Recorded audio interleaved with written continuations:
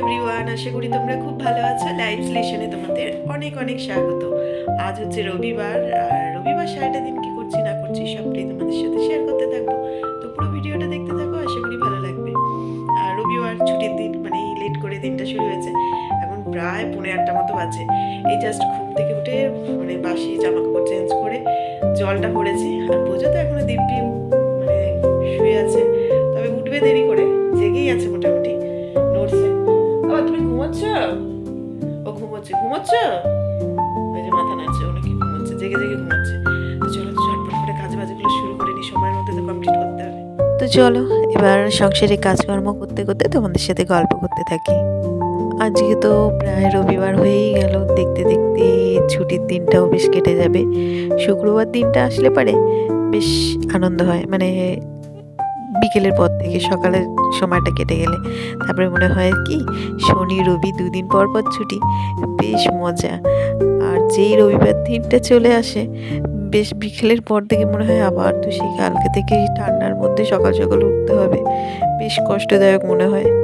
কিন্তু কি আর করার আছে বলো, যেটা কাজ সেটা তো করতেই হবে। তো আজকে তাড়াতাড়ি করে সংসারের কাজকর্মগুলো সব করে নেব। ওদিকে মনোজ আজকে বাজারে যাবে, মাঝে মধ্যে ও দোকান খুলে মানে দোকানে থাকে, তারপরে ওর বাবাকে বলে যে তুমি একটু দাঁড়াও, আমি বাজার করে নিয়ে আসি। আসলে ওর না নিজে বাজার করে বেশ মনের মতন অনেক কিছু নিয়ে এসে সেইগুলো বেশ আমাকে এসে বলবে এটা রান্না করো ওটা রান্না করো, আর সেগুলো দিয়ে দুপুরবেলা লাঞ্চটা একদম জমিয়ে করবে, ভীষণ ওর ভালো লাগে। আর কি জানো তো, লাঞ্চটা একটু মানে তৃপ্তি করে করে। ও যে সবসময় যে ভরা পেটে বিশাল কিছু খায় তা নয়, অল্পই খাবার খায়, কিন্তু লাঞ্চটা একটু মানে ঠিকঠাকভাবে হলে পরে ওর মানে খুব ভালো লাগে ওই আর কি। ওই বলতে পারো একদম রান্নাগুলো সব কটা মনের মতন হবে। ও নিজে থেকে বাজার করে নিয়ে আসবে, এটা খাবে, মানে শুধু যে মাছ নিয়ে আসবে তা নয়, আনুষঙ্গিক যে রান্নাগুলো হবে সেগুলো করার মতনই জিনিসপত্র নিয়ে আসে। মানে এটা করতে হবে, ওটা বাটা বলো, ওটা চচ্চড়ি বলো, সেই সব জিনিসগুলো সব নিয়ে আসে তো মনের মতন করে খাওয়ার জন্য। তাই ওর লাঞ্চটা হচ্ছে খুব মনের মতন জিনিস দিয়ে হলে পরে মানে বেশ জমে ওঠে ওই আর কি। তো ওদিকে দেখো কাজ বাজ কিছু করে এসে দেন চলে আসলাম রান্নাঘরে। এখন এই যে রুটির তরকারি করে নিচ্ছি। কি করব খুব চিন্তায় পড়তে হয় জানো তো, রুটির সাথে সব কিছু দিয়ে আবার খেতেও পারে না মনোজ, ওই এক সমস্যা। অনেকে আছে একটা ডিমের অমলেট করেও রুটি খেয়ে নিচ্ছে, এটা ওটা দিয়ে ঘুগনি দিয়ে রুটি খাচ্ছে, কত কিছু দিয়ে। ও আবার সব জিনিস দিয়ে সব কিছু খেতে পারে না, বলে ঘুগনিটা হচ্ছে লুচির সাথেই ভালো লাগে, ওটা রুটির সাথে ভালো লাগে না। ভালো লাগে না সেটা আমরাও জানি, কিন্তু কি বলতো কিছু কিছু সময় ভালো না লাগলেও অনেক জিনিস খেয়ে নিতে হয়। কিন্তু মনোজ একদম পারে না সব জিনিসের সাথে মানিয়ে নিতে, আর বিশেষ করে তো খাবারের সাথে। তাই জন্য কি করব সেটা নিয়ে খুব চিন্তায় পড়তে হয়। তাই ওই যা করি ঘুরিয়ে ফিরিয়ে করার এটা ওটা চেষ্টা করি, তাও সেটাও কখনো কখনো একঘেয়ে লেগে যায়।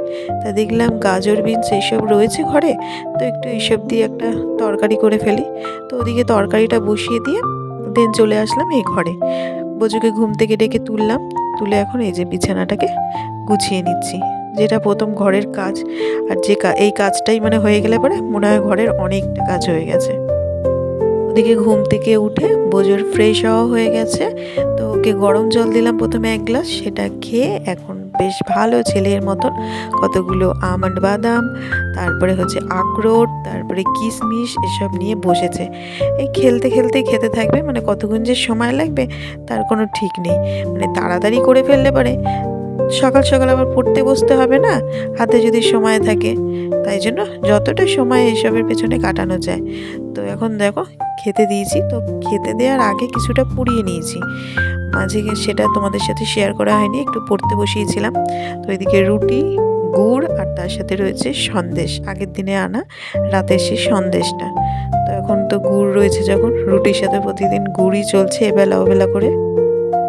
এদিকে দেখো সকালের যেসব কাজকর্ম সব কমপ্লিট হয়ে গেছে, এখন চলে আসলাম রান্নাঘরে আবারও দুপুরের মেন যে কাজ সেটা করতে। তো মনোজ বাজার থেকে অনেক রকমের মাছ নিয়ে এসছে, ট্যাংরা মাছ নিয়ে এসছে, তারপরে চিংড়ি মাছ নিয়ে এসছে, তেলাপিয়া মাছ নিয়ে এসছে।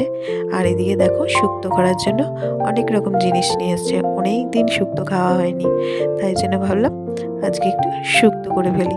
তাই জন্য এই যে শুক্তো করার জন্য মোটামুটি সমস্ত রকম সবজি কেটে নিয়েছি। তবে দুধ শুক্তো আর করবো না, এমনি নর্মাল শুক্তো করব। তবে দুধ শুক্তোটা খেতে বেশি ভালো লাগে, কিন্তু সবার না ভীষণ জানো তো গ্যাস অম্বল হচ্ছে। আসলে শীতকালে বলতে পারো এই ফুলকপি মূলো এইসব সমস্ত খাবারে তো ভীষণ গ্যাস মানে অম্বল হয়। আর ওইসব খাওয়া হচ্ছে মোটামুটি সব কিছুতেই, আর গ্যাস অম্বল হচ্ছে। তাই জন্য দুধটা শুক্তোতে দেবো না, নর্মাল শুক্তো করব। তো ওইদিকে শুক্তোটা আমার হয়ে গেছে, আর এদিকে তেলাপিয়া মাছগুলো ভেজে নিচ্ছি। আজকে তেলাপিয়া মাছটাই করব। আর বাকি যে চিংড়ি মাছ, তারপরে হচ্ছে ট্যাংরা মাছ এনেছে, ওগুলো রেখে দিয়েছি। এঁচোড়ও এনেছে। তো আজকে আর বেশি কিছু করব না, এই দুটো দিয়ে মোটামুটি খাওয়া দাওয়া হয়েই যাবে। আর বেশি কিছু করলে পরে কি হয়, ঠিক মতন খাওয়া যায় না, কোনটা ছেড়ে কোনটা দিয়ে খাবো বুঝতে পারা যায় না। আর এদিকে দেখো তোমাদের সাথে কথা বলতে বলতে আমার এদিকে এই তেলাপিয়া মাছের যে ঝোলটা সেটাও প্রায় হয়ে গেছে। এবার মাছগুলো দিয়ে আর একটু ফুটিয়ে একটু ধনেপাতা দিয়ে দেবো, দিয়ে নামিয়ে নেব। এখন দুপুর 2টো বাজে। তো খাওয়া দাওয়া সব কিছু কমপ্লিট করে এখন মানে রেডি হয়ে নিলাম, একটু সাজুগুজু করে রেডি হয়ে নিয়েছি। এখন যাব হচ্ছে বাপের বাড়িতে। বাপের বাড়ির পাশের যে বাড়িটা, সেই বাড়িতে প্রতি বছর এই সময় কীর্তন হয়। শ্রীগুরু ঠাকুরের দীক্ষিত ওরা, তো বাৎসরিক যে কীর্তন মানে পুজোটা সেটা হয়। তা সেখানে নেমন্তন্ন থাকে প্রতি বছর 3 দিন 4 দিন ধরেই নেমন্তন্ন থাকে। তো আমার আর আসা হয় মানে যাওয়া হয় না। তো এই যে একদম শেষ দিন যেদিন, সেদিনই আসি। সেদিন খিচুড়ি এসব খাওয়ানো হয়, তো সেদিনই আসি। আর দেখো ঠাকুরের জায়গাটা অসাধারণ সাজিয়েছে। আর এই বাড়ির মানে মামা ডাকি, তো এই মামা না ভীষণ সুন্দর হাতের কাজ, মানে খুব সুন্দর করে সব কিছু সাজাতে গোছাতে পারে। আর ঠাকুরের জায়গাটা এত সুন্দর করে সাজায়, মানে চোখ আর সরানো যায় না, এত ভালো লাগে। আর এদিকে 2 ভাই ব্যাস যেই দেখা হয়েছে, দুজনে খেলাধুলা মারামারি সব কিছু জমিয়ে চলছে। আর আমি এখন এই যে বাড়িতে বসে রয়েছি। আর এই দেখো না, সব রাস্তার ধার দিয়ে খেতে বসেছে সব।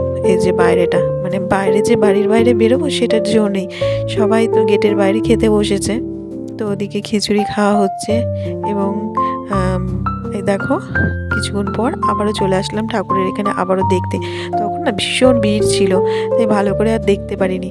তাই এখন বেশ জায়গাটা ফাঁকা হয়েছে বলে আবারও চলে আসলাম এখানে ঠাকুর দেখতে। বেশ সুন্দর করে সাজিয়েছে। আর এখন এই জায়গাটায় বেশ ফাঁকাও রয়েছে। তো সব খাওয়া দাওয়া প্রায় কমপ্লিট হয়ে গেছে। তো আমরা শেষের মুহূর্তে এই রাস্তায় একটু হাঁটতে হাঁটতে বললাম যাই আর একবার ঢুকে একটু দেখে আসি।